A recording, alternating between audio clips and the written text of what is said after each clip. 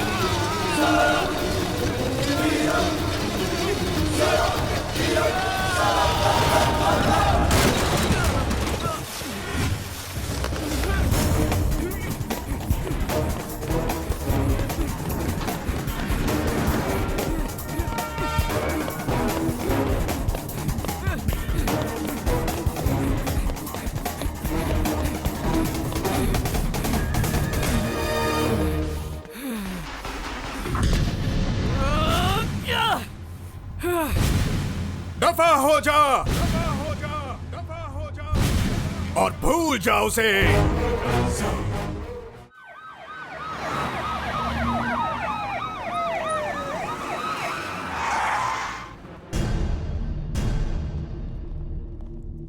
अब तक तुम लोग लड़की को ढूंढ नहीं पाए।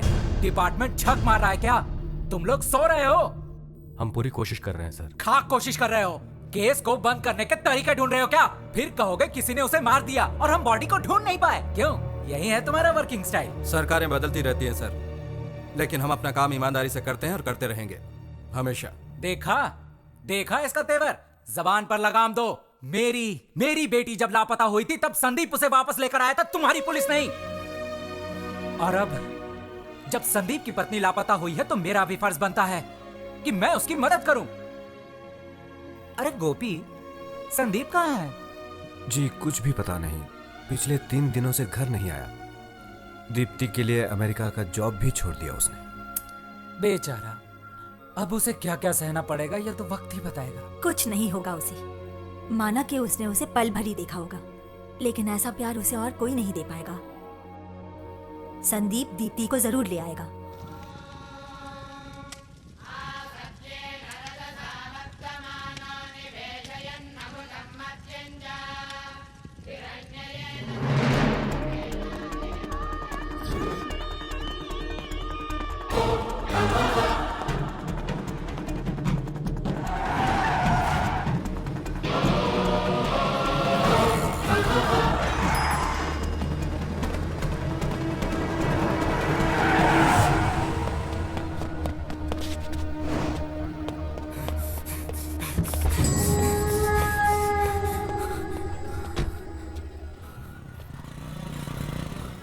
जल्द से जल्द मिलो, थोड़ा अर्जेंट है। ये क्या हालत बना रखी है तुमने अपनी? हम लोगों से देखा नहीं जाता। दोस्त, इतना रिस्क क्यों लेने का? हैदराबाद वापस चलते ना। पता नहीं कब कोई तुझ पर अटैक कर दे, इतना रिस्क लेने की क्या जरूरत है? परवाह नहीं, यही तो मैं चाहता हूँ। मैं चाहता हूँ कि वो लोग मुझे ढूंढ निकालें। कम से कम पता तो चले कि दीप्ति है कहाँ। तुझे पता भी नहीं है वो कहाँ है, कहाँ ढूंढता फिरेगा?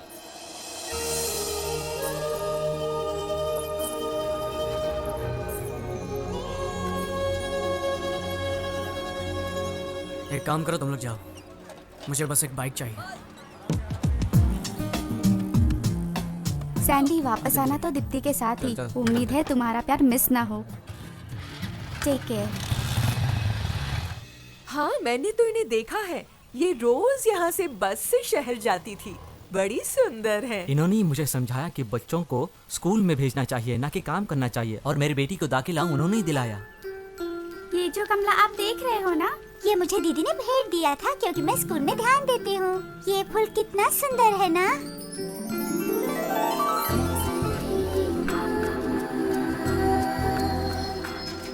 बाय माँ। Bye uncle. बाय।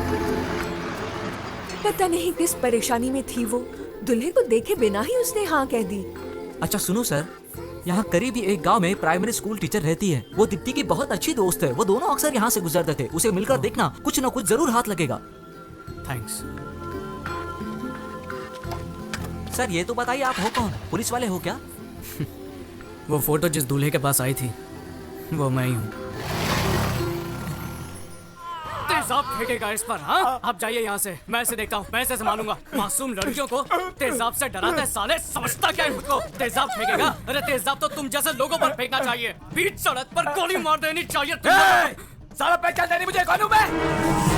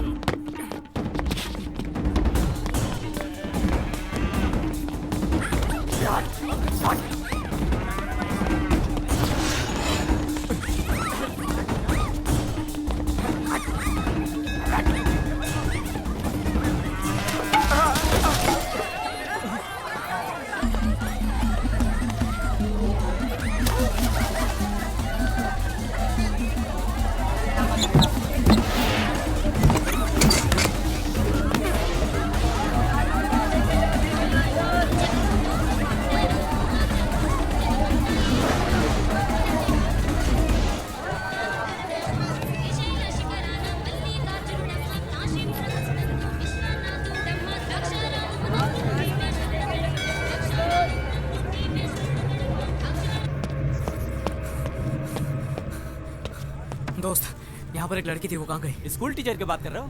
पता नहीं कहाँ गई वो। School teacher? कौन से गांव में? इधर ही मंदिर के पास। दीदी, हाँ? यहाँ एक स्कूल टीचर रहती है ना? रहती तो है, पर पता नहीं क्या हुआ, अभी अभी पुलिस आई और उसे पकड़ कर ले गई। हेलो डैडी, आप जल्दी से कमिश्नर के पास पहुंचिए।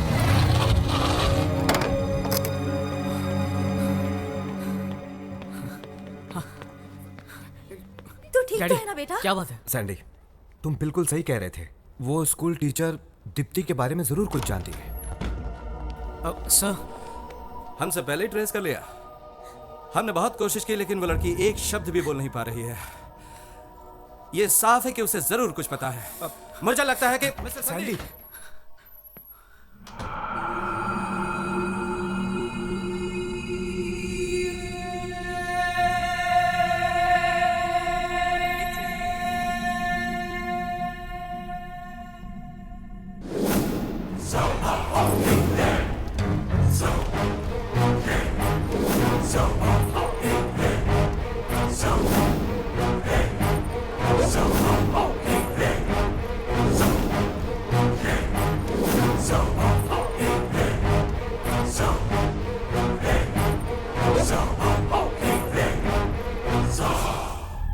हमें लगा वो एक थप्पड़ खा के सुधर जाएगा, मगर नहीं सोचा था कि वो इस हद तक जाएगा।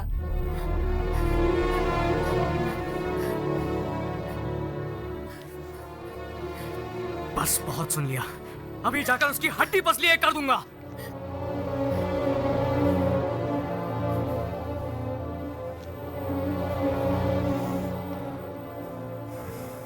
क्या बात है सर, हम कुछ नहीं कर पाए क्योंकि हमें इस बारे में कुछ भी पता नहीं था।